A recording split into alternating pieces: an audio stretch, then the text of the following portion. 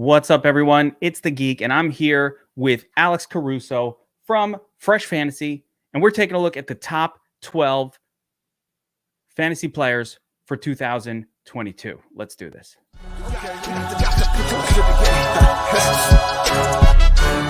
Got the best coaches in the game, we really ain't playing. We regroup up in the Slack chat where the coaches debrief. We be piecing these puzzles, occupy the chunk of the pie. Ain't no lie when we hit the block, helmets casted is top. You be seeing helmet after helmet, helmet after helmet. First place, second place, fifth place, eighth place, 12th place, 15, 16, 20. So many helmets, you got blurred vision, we got too many. Check. Oh man, shit. They got us fucked up. Army, regroup. We pledge always to have that edge. We don't fire warning shots. Competition just dropped. We locked and loaded before lock. Whatever the time, yeah. Do you even correlate? Being the best requires a willingness to outwork your competition.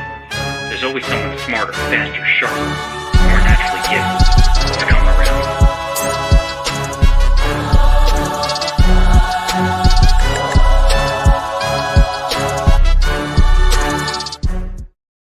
All right, welcome back, and I am excited to have an up-and-coming fantasy analyst that I've been following for the better part of the last year and a half to break down the top 12 fantasy players for next season. What's going on, Alex? Welcome to the show. Kevin, I appreciate you having me. I'm excited to be here, excited to break down the top 12. Like you said, it's going to be our top 12s are probably going to change from now until September, but I'm excited to look back on this, a few months from now and see what we were originally thinking, and that can help weed out some of the bad thoughts that we probably have when, like you were talking about before the show, when the off season tends to poison our mind a little bit. So I'm excited to be here. 100%. What I try to do, and actually I'm getting comments like, hey, why aren't you taking a break? But there is no break, because here's what happens, Alex, in the offseason every year, right? We come out of the NFL season with some ideas in our head. Who do we like? What's doing well? What are we seeing with our eyes, right? And then the noise starts to hit. I'm looking at rankings. I'm looking at your ranking. I'm looking at, different ranking systems, looking all around like, hey, what does the field think? And I'm starting to see names that I'm like, hey, what's that guy doing? What's that guy doing in the top 10? And wait, am I crazy? Maybe I'm wrong. I'm going to tell you a couple of situations last year where, we looked like I found very strange. Like I saw last season going into the season, I found it very strange, for example, that later in the season, everybody was ranking Brandon Ayuk ahead of Deebo Samuel. I thought it was weird. I was asking around, why do people think this? Like, what's going on? Is it recency bias? What's happening here?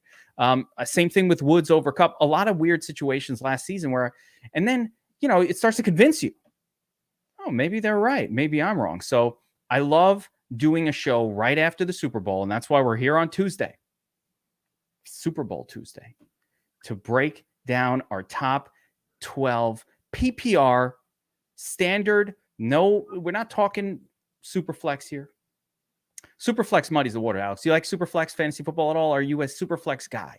This is my first year ever playing Superflex in the startup dynasty I just did last week. So I don't have an opinion on it. I keep telling me to try it, but I've traditionally been like a redraft, half PPR, full PPR kind of guy. I love Superflex and I love Dynasty Superflex. That's all I play at this point, especially with Dynasty. I only play Superflex because the cheat code for many, many years in regular fantasy football was just realizing being smarter than the field. You might have even seen a TikTok I made. I found you on TikTok. You might have seen a TikTok I made. I had one that did pretty well where I said, listen, I've got your cheat code for 2021 last year, right? And I said, here's a simple thing, because I know that the crowd on TikTok is younger and maybe not as experienced in playing fantasy football for a lot of years. So, for what an old hack like me, this is how I've been winning for, 20 years. I understood that quarterback is de-emphasized in standard fantasy football. And my video was just take Jalen Hurts with the last quarterback pick. Yeah. Don't take one early. Just wait. Take Jalen Hurts. You will have an advantage on every other player in your league who took, a Pat Mahomes in round 3 or a Josh Allen in round 3 or whatever, because you waited longer and got just as good of a fantasy producer. And who cares? It's quarterback. Even if he didn't work out, big deal. Pick up another one off the bench. They're always readily available in standard leagues, but in Superflex, you cannot wait. Quarterback is as important or more important as your running back, and you'll find that in your dynasty league. I hope you took some studly quarterbacks because it is brutal playing in a super flex dynasty with no quarter. And you will see that the value of a quarterback is actually above the value of a stud running back. Like, Jonathan Taylor, no big deal. So let's get right into it, Alex. I'm going to start with you, and we're going to go back and forth with our top 12. You'll give me yours, I'll give you mine, and we'll see where we match up, and we can debate a little bit. So we are talking full PPR because that's the only kind of league that anybody should ever play in anyway. Get rid of your standard leagues. It's enough. No more. Enough with that. Who is your number one overall player for 2022? We're starting at the top. Non-Superflex, right? Not Superflex. We are standard PPR, standard format. All right. Well, my number one player, I think, is the guy that, wowed us this year. And I think we've seen the last couple of years where these number one picks, tend to get hurt. They're not as consistent the next year. And I think I'm going to have to go with the guy that I believe is the safest player, didn't have an injury history in college, was one of 2 running backs to play all 17 games in the NFL last year, and that's Jonathan Taylor. I think this one's a little bit of an easy one for me. Do I like Jonathan Taylor as the best possible player here? Probably not. I think I'd rather prefer someone else in terms of best player, but in terms of safest player with a ton of upside, JT is the guy for me at the 1.01. That was an easy one. Jonathan Taylor, I have him as my number one player as well. We saw Jonathan Taylor elevate from this weird sort of thing that they were doing with an RBBC in Indianapolis for a little bit into the workhorse that he deserves to be. I love running backs on a team that produce points to the running back position, and I love running backs on teams that emphasize the run. You know that the Colts come into every single game going, let's lean on Jonathan Taylor, and if we have to, we'll let Carson throw a few, but let's keep that to a minimum. So totally agree. No injury history there. He is the blue chip prospect, and I have him and one other player in my top tier. There's a 2-man tier for me. So I'm going to go with my number 2 because it's going to be maybe a little surprising. Okay. It's not going to be who you expect, or I don't think so. Number 2 overall player, I am going with Cooper Kupp. I like that. That's right. Breaking from the orthodoxy of exclusive running backs, I'm going Cooper Kupp. This guy scored 28 fantasy points per game this season. He scored Christian McCaffrey level production, running back level. Why don't we like running wide receivers early? Because we feel that running backs are more consistent. Not when it's Cooper Kupp. Cooper Kupp more consistent than any running back this year. I am taking Cooper Kupp as my number 2 pick. What do you say, Alex? I love it. I say I absolutely love it, Kevin. My number 2 pick is actually Austin Eckler. I think availability is the best kind of. Availability is the best kind of ability. He's been one of the healthiest running backs in the league in his 5 seasons. I know people, love to knock him because he's a smaller guy, but he's really held up pretty well. The last couple of years, only missed 6 games, or I think 8 total games over his first 5 seasons, which I think is a great number. He's locked into a great quarterback, locked into a great offense with a good offensive line and the pass catching ability. So Austin Eckler is my number 2. But to go off your point, I also have Cooper Kupp at number 3. I was completely with you on everything that you said. Cooper Kupp is my number 3 guy. I think people are, a little bit too concerned that he's just going to go back to not really being that great. But people forget that he's been a top 5 wide receiver, 2 out of the last 3 years now. And then just not only dominated the regular season. I personally said, Kevin, you know what? Maybe he won't dominate in the postseason. And what did he do? He dominated in the postseason. He dominated in the biggest moments on the biggest stage. How can you not believe in this guy? Cooper Kupp, number 3 for me. Yeah, I love it. So you're on board with that's a bold call, Alex. You're in the bold zone. You're on the Bold Call podcast with a bold call because you will not see Cooper Kupp ranked this high by most other people. They are going to say what you said. He might regress. Maybe it was a fluke. I didn't think it was a fluke this year. You know what was a fluke? The fact that this guy played with Jared Goff his whole career. That guy sucks. Let's not forget that Matthew Stafford took a mediocre to not very good Kenny Golladay and made him look like a superstar. Imagine what he's doing. We see what he's doing with an actual good wide receiver and with an actual elite wide receiver. So Cooper Kupp, everything that you need and want to carry your team to fantasy championship next year. My number 3 player is a forgotten player, Derrick Henry. And I'm going right back to D. Rockefeller because Henry He's not an injury guy. Henry steps on your ankle, you break your ankle. He doesn't break his ankle. He had the foot thing, came back quick. Now there's a little bit of nerves, but let's not forget that Derrick Henry was emerging not just as a yardage and touchdowns back, which we love anyway, because 200 yards is what Derrick Henry produces in those kind of games, but actually catching passes and being used in the passing game, 3-4 receptions per game this year when he was healthy. So I'm going right back to Derrick Henry. I know I'm going to be able to get him after pick number 3, but I don't care. I'm taking him, and I see him in a tier, which this is my tier 2, in a tier with Christian McCaffrey. So number 3 and number 4 for me, Derrick Henry, Christian McCaffrey. Christian McCaffrey, self-explanatory. We know who he is, what he does. There's some injury risk there. We're nervous. He's gotten hurt a lot lately. What are you going to do? I'm not a doctor. I'm just saying when Christian McCaffrey's healthy, he is probably the best scoring player in all of fantasy football. So I'll take my shot on him with pick number 4. What do you say? Yeah, I say I 100% agree. Christian McCaffrey is also my number 4. He's the only running back to average over 24 fantasy points per game in 4 straight years. No minimum on games played in the years at least. He only missed 1 game in college, never missed a game in his first 3 seasons of NFL football. And in a study by Edwin Porras for Fantasy Points, Edwin's amazing. If you don't follow him, go follow him. But he said that college availability in terms of injuries is the best predictor of future NFL availability. And Christian McCaffrey was flawless with injuries in college. I think it's the same thing with Joe Mixon, where he's get hurt 1 or 2 years, and all of a sudden people are fading him to the moon. But people, like you said, Kevin, forget that when this guy's on the field, he is the best player in all of fantasy football. The last thing I'd like to say is that if you took Christian McCaffrey's 2019 season and took away all 30 of his touchdowns, he still would have outscored Jonathan Taylor. I mean, he's just that good. Christian McCaffrey, I'm buying him in at number 4. And my number 5, going off where you said with Derrick Henry. Derrick Henry is also my number 5. Same thing with Christian McCaffrey. Only missed 2 games in his first 5 seasons. Top 5 running back each of the last 3 years. Well, on pace at least this year in 2021 before injury. You can't get a bet against him. The only reason I don't have him higher like where you have him is because I think foot injuries with players don't seem to usually work out the first year. I think there's not a lot of players I can think of when I was going through today in my research that they have a foot injury 1 year and the next year they're back to fully themselves. They're healthy. Who's the one guy you'd probably bet on to do that? Probably Derrick Henry. But for that reason, he's my number 5. Derrick Henry's not human. And listen, I hurt my foot like 5 years ago. It still hurts. So I get you. It still hurt me now. I don't know how those things ever get better. But Derrick Henry did come back, and I love that he came back as quickly as he did. So I love it. I think let's go 2 more to 6, and then I will do a little sidebar. But so my next 2, 5th, and for me that ends a tier, right? This was an area for me after pick number 4 where I said, you know what, this is a big teardrop. Christian McCaffrey comes off the board. You're like, uh-oh, wait a minute, what am I going to do?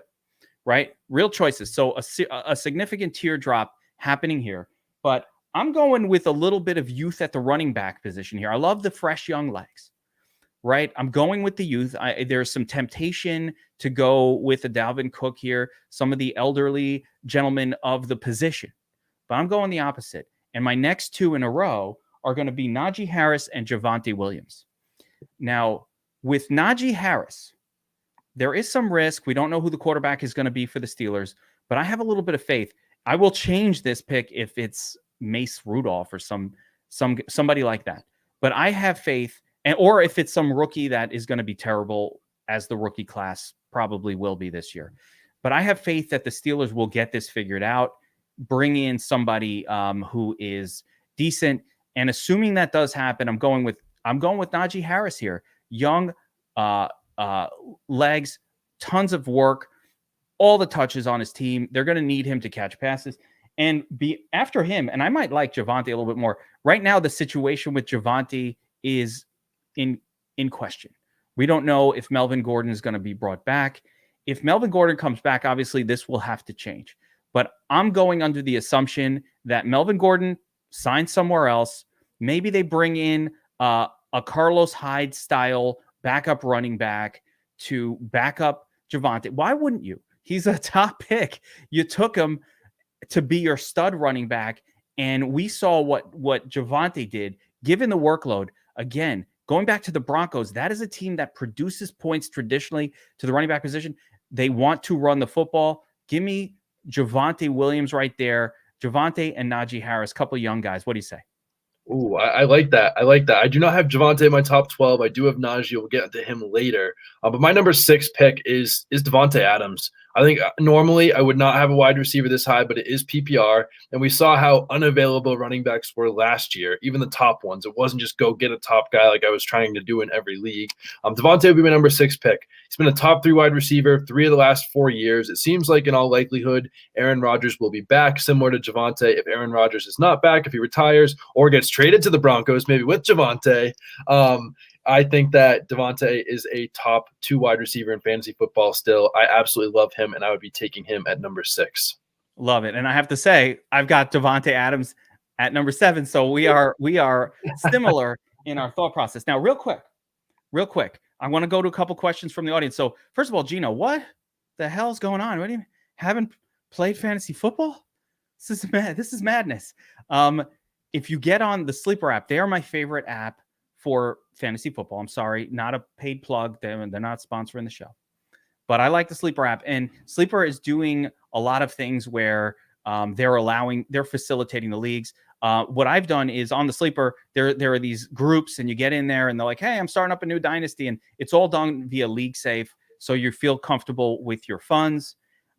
If you don't want to, so Sleeper has setups like that for dynasty. Gino, just hit me up, bro. Like I got people starting dynasty leagues every 2 weeks at this point, pre-draft, post-draft. We're all degenerates. I'm in 7 or 8 dynasty leagues already. So check that out. And I also want to mention for everybody watching the show, before we continue, we got our top 7 in. Before we continue, I want to mention, if you're a DFS Army subscriber and you have the NFL season pass, we do our NFL season pass as a 12-month package. So our season passes are live right now. And one of the cool things about it is, of course, you get our full DFS package, which is what DFS Army is all about. But it also comes with the full offseason of fantasy football content. We're going to have the bowl call, of course, rankings, best ball leagues all throughout the offseason. Best ball doesn't end. There are big best ball contests happening right now ahead of the NFL draft. Alex, you ever do any best ball, little underdog fantasy? I have not done any best ball yet. All right, we got to talk after this. Love best ball. Great apps for it. You can do it pre NFL draft that ends at the draft. So you're taking risks, of course, but everybody in the same boat. They've got them post draft. They've got them leading up to the season. Lots of awesome best ball. I make more money, and my ROI in best ball is ridiculous. Like I can show it to you. It is ridiculous. It's better than DFS. It's better than everything because it's just very easy to beat. There's a strategy to it, and it's very, very beatable. So we talk about that, and we'll be doing podcasts on that throughout the offseason as well. All right, let's continue. So we are up to number 7. I said you're number 6. I got Devonte Adams as my number 7. So we're of the same mind. What I love about Devonte, and again, this assumes, I think we're both under the assumption that Aaron Rodgers stays in Green Bay and that Devonte Adams stays in Green Bay. Devonte Adams with anyone else? No. So as long as he's with Aaron Rodgers, he is 1A to Cooper Kupp's 1, right? He is the second man up, but I love Devonte Adams in that spot. So who do you have next after Devonte? Who do you have 7-8?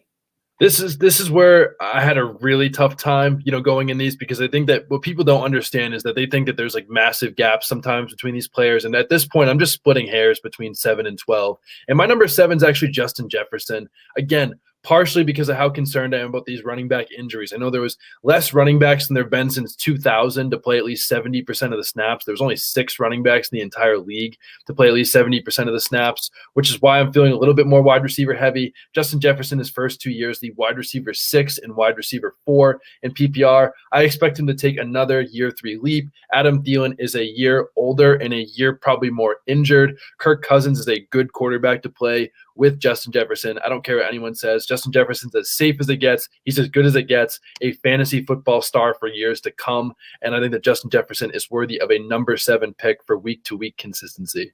I love it. That's why they call it the bold call, because you are not going to hear Justin Jefferson in the top 12 of most breakdowns. Probably People don't have the balls to put to go off script and elevate a young, not maybe the WR1, into that first round. And we all feel, again, like we are supposed to be taking running backs here. But you're right. You know what happened the last 2 years?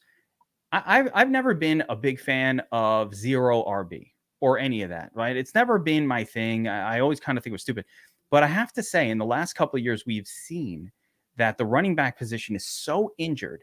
Even if your guy doesn't get hurt, what happens is you're just able to pick up fill-ins, especially in deeper leagues. You're able to pick up fill-ins that do just fine. How about Rashad Penny late season as a fill-in? How about, a lot of these guys like, I'm going to have a hard time recalling the names, but the running back from the Bears who filled in, Khalil Herbert, that's right. And Dearness Johnson from the Browns who filled in for a couple games. So what you see is you're able to fill in and sort of just waddle your way through the running back position. A lot of I got to the championship and with Rashad Penny and with, the third string. How the hell was this guy? The third string running back for Detroit when Swift was out. I can't even remember his name, but Craig Reynolds. Yes. Starting in the pleb. Wow. That league, they're so pissed. They're like, dude, you won with Craig Reynolds and freaking Rashad Penny and you won the league. Yes, I did. Won a league. Craig Reynolds, 7 fantasy points the last week of the season. Like, it didn't matter. So you can fill in. You could take these wide receivers early. I like the pick. And speaking of the Lions, at number 8, so I'll do my 8 and 9. At number 8, I've got the aforementioned Swift.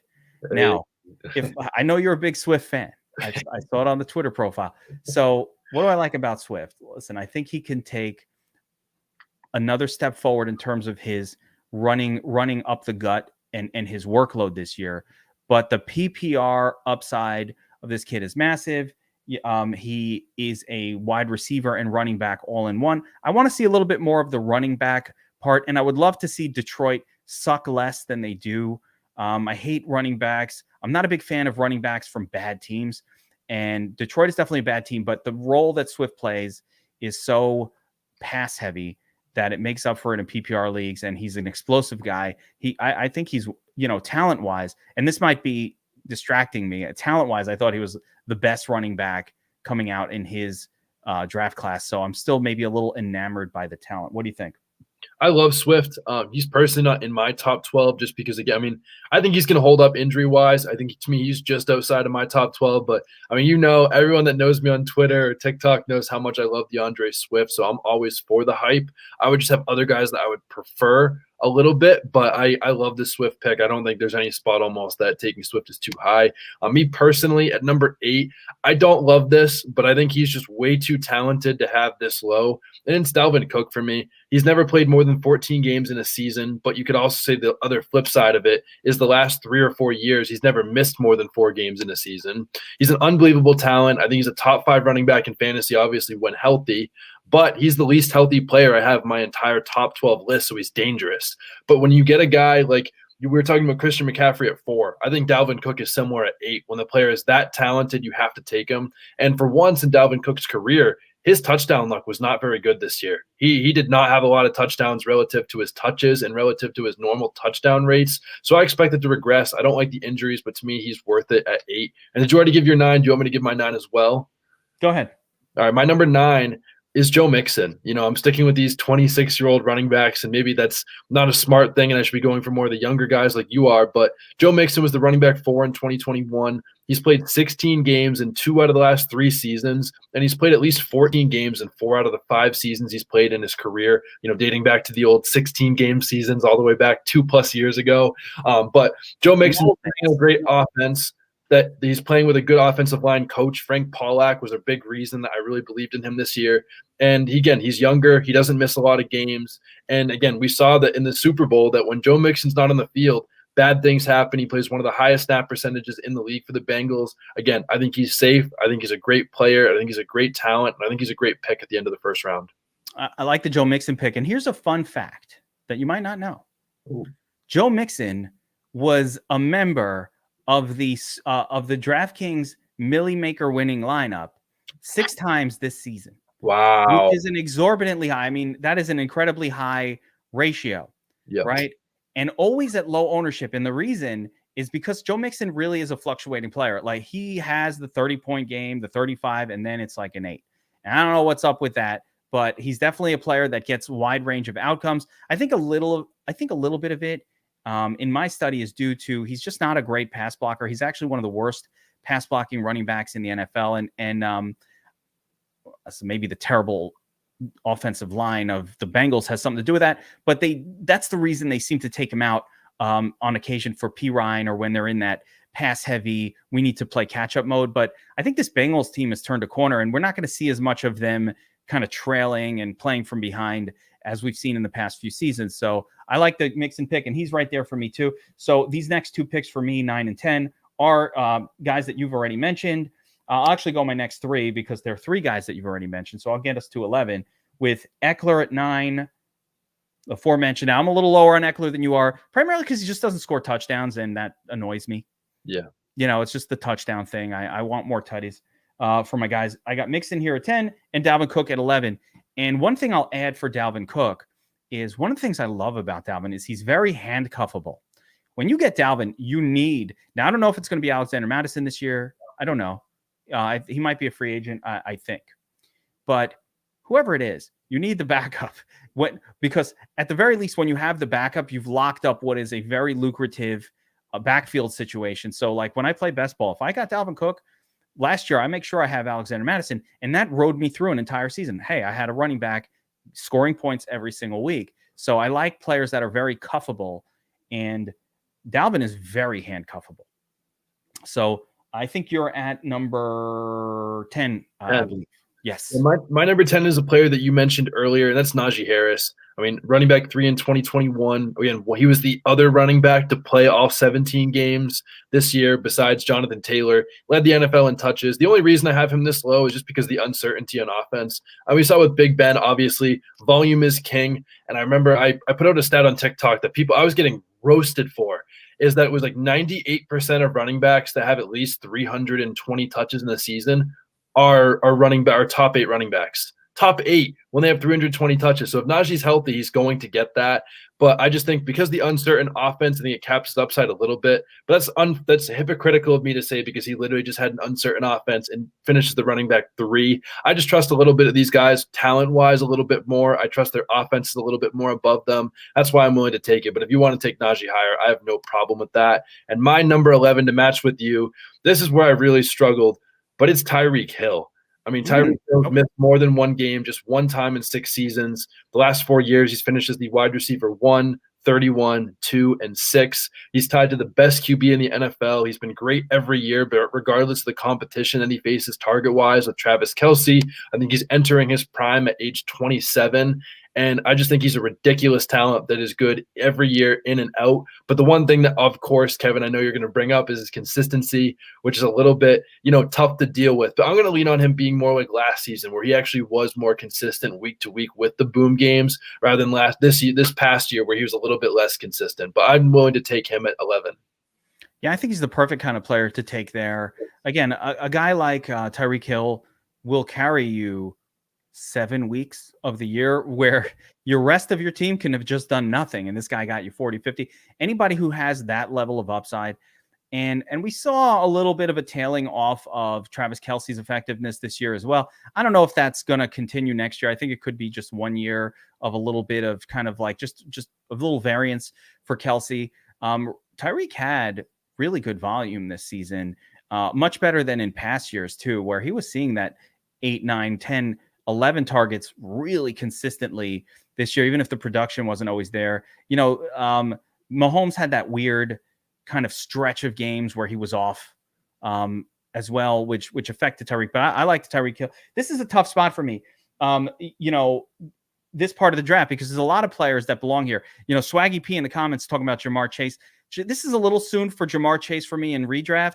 I do like Jamar Chase as the second number 2 overall dynasty wide receiver. So he'd be my number 2, maybe my number 2 overall pick, or right up there in dynasty at the wide receiver position. But it's a little soon for Chase. He's a little inconsistent. He's really a 7 or 8 targets per game guy. That's not enough for me to pay up into the first round. I'm going to give one more chance to Alvin Kamara with my number 12 pick. And I'm not a big, this number 12, this is a drop for Alvin Kamara. But we have to see who the quarterback is for the Saints. I like him less maybe if Taysom Hill is just the starter there. But I like him more if they bring in somebody like Teddy Bridgewater, some like a pocket passer that will throw to him. Mark Ingram's going to be gone. I don't think he's going to have a lot of competition for touches. So with my last pick in the first round, in my top 12, I'm going to put Alvin Kamara in there for better or worse. What do you say? I love it.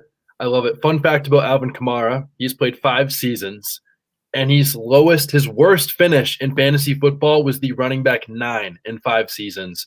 That's pretty amazing. Obviously, the availability is a little bit in question with some of the off-the-field stuff going on. Hopefully they get that sorted out for better or for worse.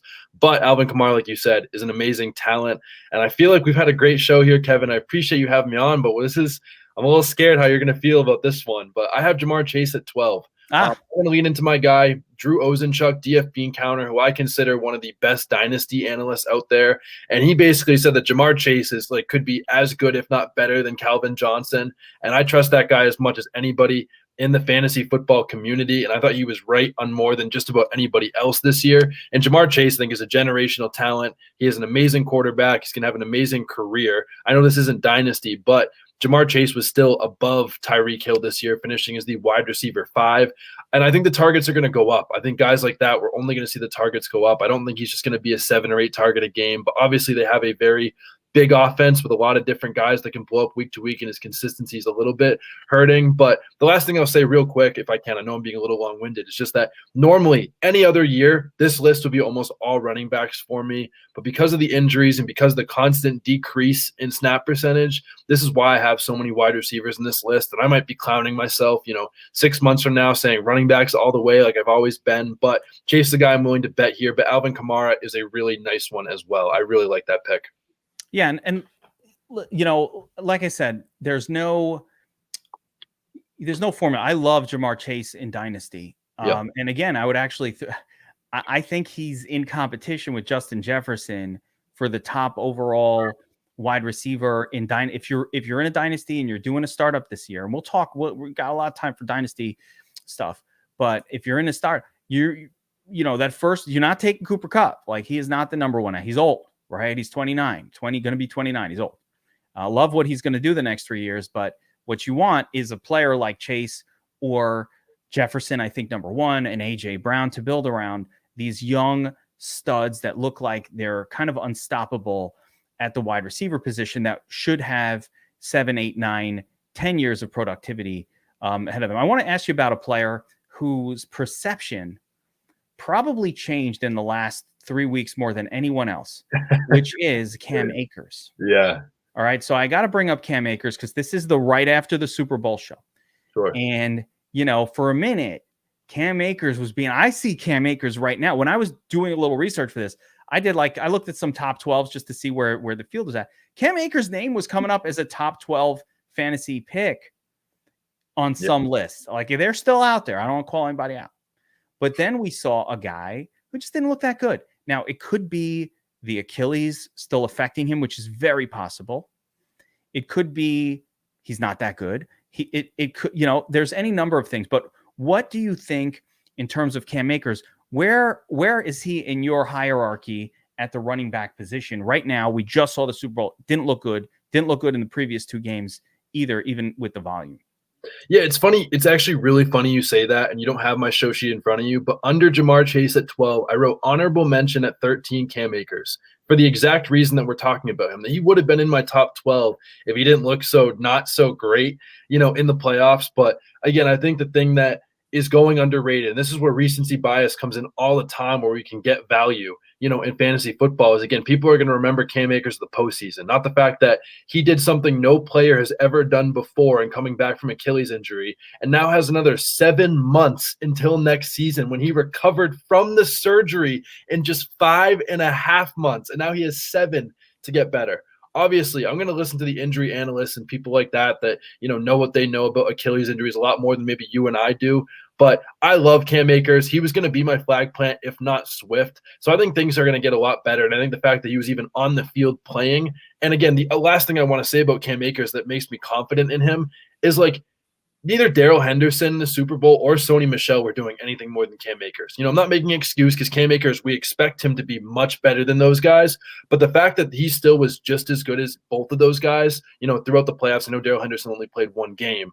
But I think to me that says that, he has a lot of room for improvement considering that he's probably very rusty and very much hurting right now with 7 more months to train. I'm a full believer in Cam Akers. Maybe I'm a little bit biased because I love him, but I'm going to be in on him, relative to cost probably this year. Yeah, I'm it's a tricky one for me with Cam. But what I do know is the Achilles injury, that's a 2-year injury. And I never heard of somebody coming back this quickly. Yeah. We can look at past Achilles injuries. It's been a career ruiner. Yeah. You know who looked good, but it's taken years for him to finally Donta Foreman. Yep, I love that. He tore the Achilles, right? It took a couple of years for this guy. And finally, this past year, I really feel like he looked okay. That's a guy I drafted in the second round of some dynasty leagues. Like he was a guy I was excited about. He was a second round dynasty guy, right? This was a guy, a prospect that we were excited for. He hurt, and Swaggy's got it. Modern day, I don't know. I'm not a doctor, bro. Did they change the surgery? How did he come back in 5 months? Another guy who came back who's looked good, but it took a full year is Emmanuel Sanders, had the Achilles injury. So it's been a death sentence for players in the past. Then it was a year and a half. Like you weren't expecting them to be fully healthy the next year, maybe kind of work their way back. And now we saw Cam Akers pull off a miracle. So I think you will get your wish, Alex, and you will be able to have Cam Akers on all of your teams because I don't think that his draft position will maintain that top 12 or 13 spot. I think he's going to drop. We saw him. He didn't look that good. And for whatever that's worth, you will be able to get Cam, I think, next year in the end of the second round. And that could be the steal of the year, or it could be a committee running back. We don't know. It's not clear. Of course. And I think go ahead. Sorry, if I can just interject real quick. I think that people forget about, and this is the same with Cam Akers. I might read something about Achilles injuries tomorrow and be like, yeah, I'm not drafting him no matter what. This is how I feel right now in February. But again, just like I am and you are, I am going to be sitting at this desk all summer reading everything I can possibly read about Achilles injuries and Cam Akers and all that. And things are definitely going to change. But I like what you said. I mean, maybe I'll be in on him relative to cost, but maybe I'll be like you or someone else and be like, no way I'm touching these guys after looking through the history and everything like that. So I think things are so relative to change. I think that's one other thing that people don't talk about enough and think that, just because you have Derrick Henry at number 2 or 3, or you have Cooper Kupp at number 2 now means that you're going to have him there in September. No, that's the beauty of the way too early. Yeah. Listen, this is rapid reaction at the end of a season, right? We just saw it. It's fresh on the mind. And so you want to put your thoughts down just so that really you'll have 20 more, videos about rankings and positional ranks and all of that between now and the start of the season. We'll do we'll look at all these different angles. There's free agency. There's the NFL draft. A player gets picked up last year. You know who was my number 5 in my bold call? It was James Robinson. Really? Right after the season. He was like 5 or 6. And then they draft Travis Etienne. I'm like, all right, forget him. He's done. And then of course Etienne gets hurt again. I'm like, bring him back. But bring him back up. And I had him as a pretty high second round pick. It didn't work out because the Jaguars, terrible. But, I had high hopes for Trevor, and I was a little disappointed this year. Their coach, terrible. Maybe better next year.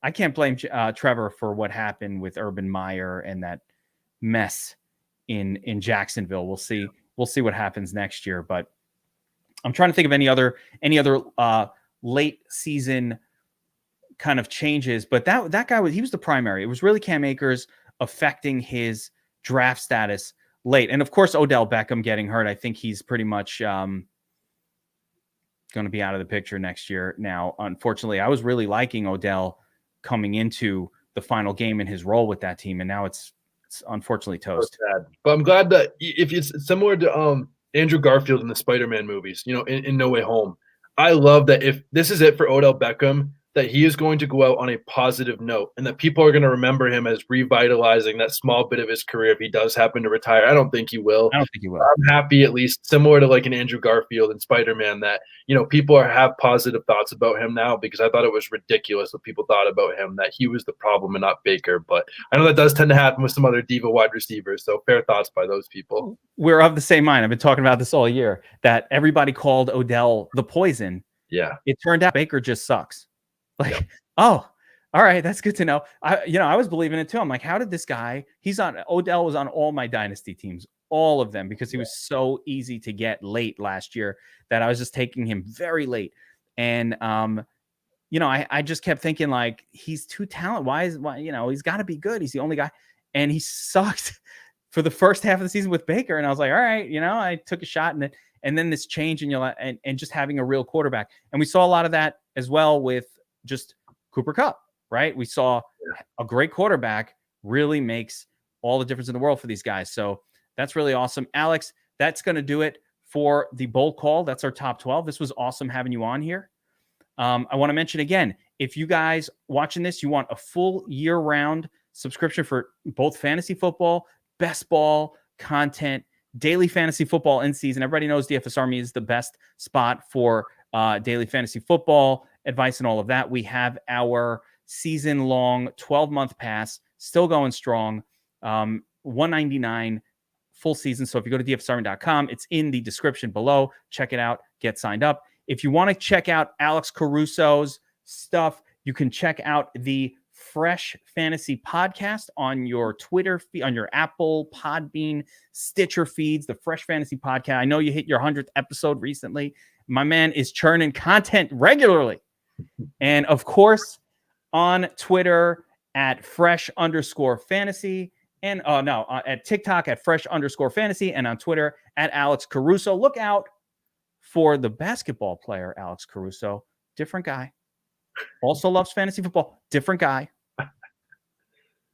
Similar, but different. So look out. Not him. Talking this Alex. Alex, thanks for popping on the show, and hopefully we'll have you back on again real soon. For everybody else, take care. We will see you guys next time with another Bold Call Fantasy Football Podcast.